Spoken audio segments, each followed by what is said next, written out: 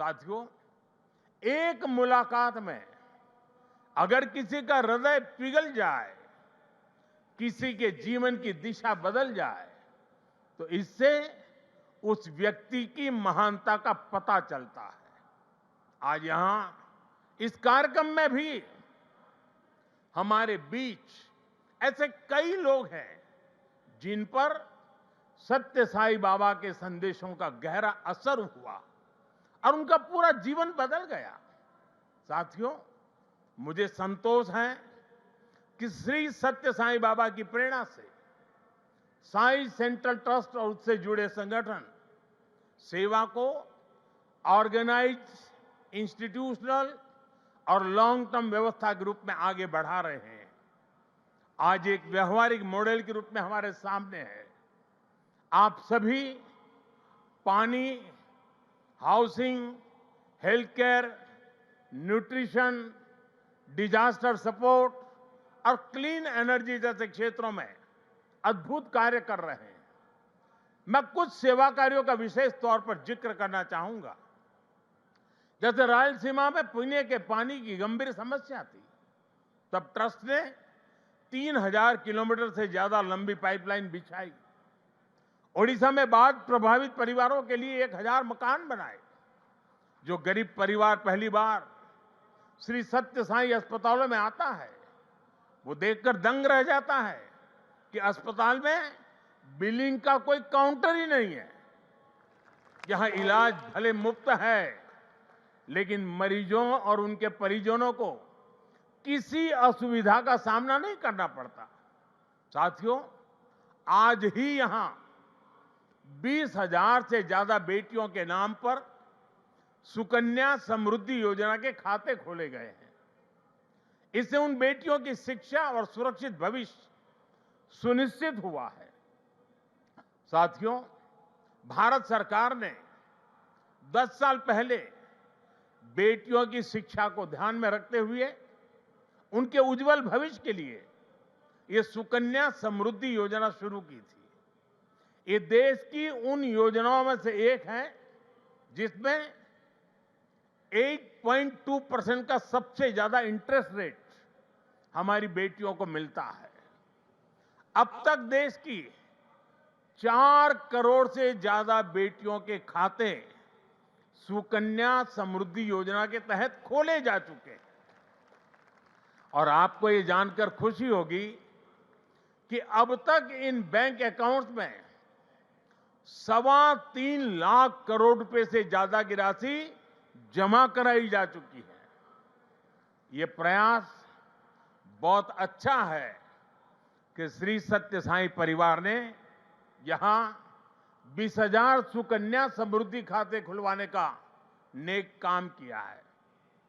वैसे मैं काशी का सांसद हूं, तो एक उदाहरण वहां का भी दूंगा। पिछले साल फरवरी में हमने वहां 27,000 बेटियों के सुकन्या समृद्धि खाते खुलवाए थे और हर बेटी के बैंक खाते में 300 रुपये भी ट्रांसफर किए गए थे। बेटियों की एजुकेशन और बेहतर भविष्य में सुकन्या समृद्धि योजना बड़ी भूमिका निभा रही है।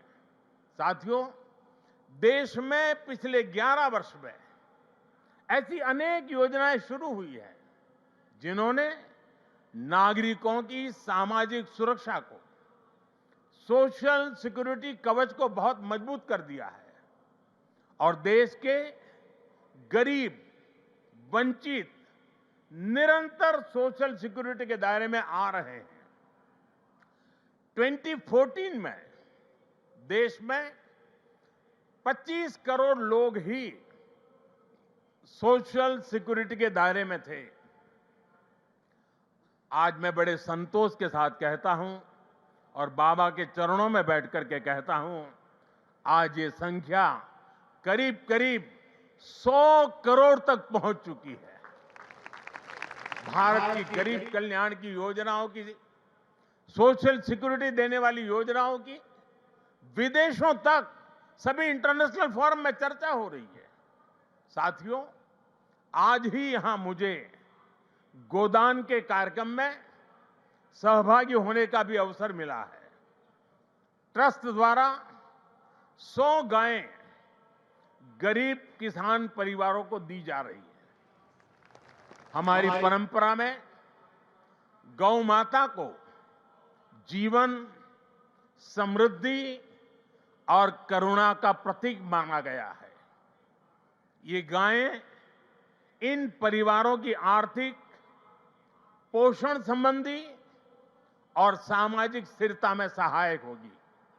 साथियों, गौ माता के संरक्षण से समृद्धि का संदेश देश विदेश के कोने कोने में दिखता है। कुछ वर्ष पहले राष्ट्रीय गोकुल मिशन के तहत वाराणसी में 480 से ज्यादा गीर गायें वितरित की थी और मेरा एक नियम था कि जो पहली बछड़ी होती थी वो मैं वापस लेता था और दूसरे परिवार को देता था।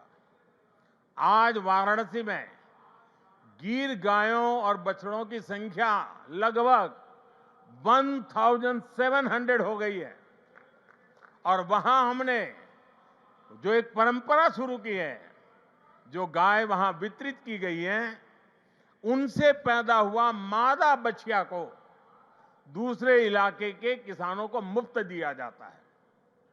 इसलिए इन गायों की संख्या भी बढ़ रही है। मुझे याद है 60-8 साल पहले अफ्रीका में रवांडा की यात्रा के दौरान मैं एक गांव में वहां गया था और वहां भारत की 200 गीर गायें भेंट की थी और ये दान देने वाली परंपरा वहां भी है। वहां गिरिंका नाम की प्रथा है जिसका अर्थ है मे यू हैव अ काऊ। इसमें गाय से पैदा होने वाली पहली मादा बछिया को पड़ोसी परिवार को दान देता होता है। इस प्रथा से वहां न्यूट्रिशन, मिल्क प्रोडक्शन, इनकम और सोशल यूनिटी बढ़ी है। साथियों, ब्राजील ने भी भारत की गीर और कांकरेज नस्लों को अपनाकर उन्हें आधुनिक तकनीक और वैज्ञानिक प्रबंधन के साथ आगे बढ़ाया है और आज वे बेहतर डेयरी परफॉर्मर्स का स्रोत बन गई है। ये सभी उदाहरण बताते हैं कि जब परंपरा, करुणा और वैज्ञानिक सोच एक साथ चलती है तो गाय आस्था के साथ ही सशक्तिकरण, पोषण और आर्थिक प्रगति का साधन बन जाती है।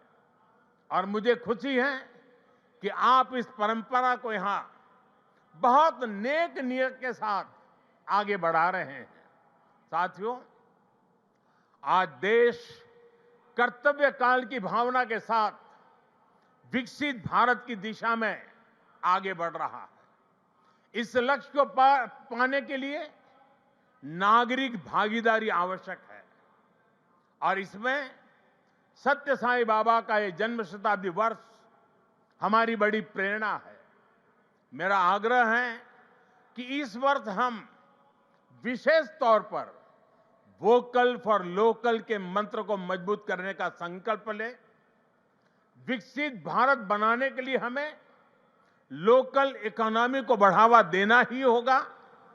हमें याद रखना है, जब हम स्थानीय उत्पाद खरीदते हैं तो हमें एक परिवार, एक छोटे उद्यम और स्थानीय सप्लाई चेन को सीधे सशक्त बनाते हैं।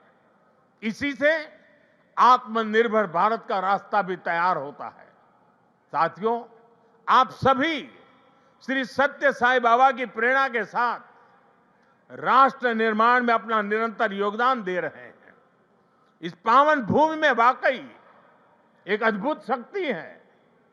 यहां आने वाले हर व्यक्ति की वाणी में करुणा, विचारों में शांति और कर्म में सेवा का भाव दिखने लगता है।